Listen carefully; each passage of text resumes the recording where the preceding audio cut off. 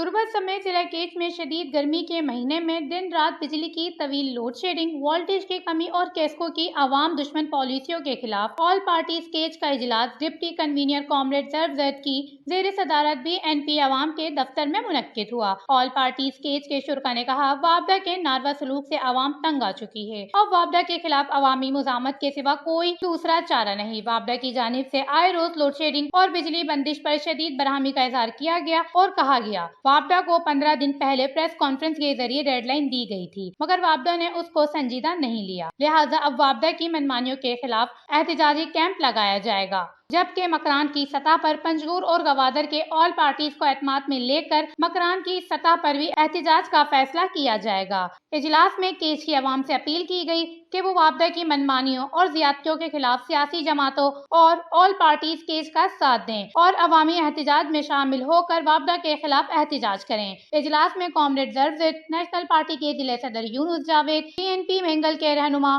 مرکزی جمعیت اہل حدیث کیچ کے رہنما، انجمن تاجران کے سیکریٹری، تربت پریس کلب کے جنرل سیکریٹری نے بھی اظہار خیال کیا۔ وش نیوز، تربت، بلوچستان۔